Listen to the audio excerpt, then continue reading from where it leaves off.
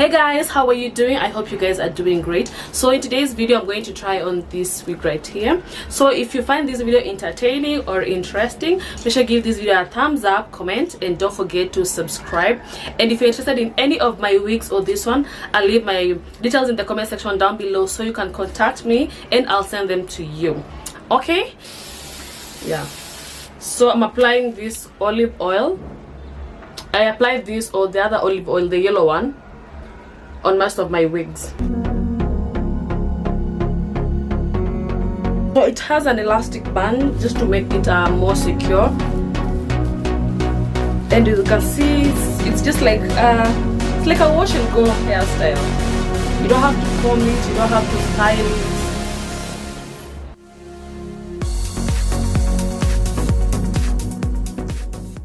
So guys, what do you think about this style? Do you love it? Does it look good?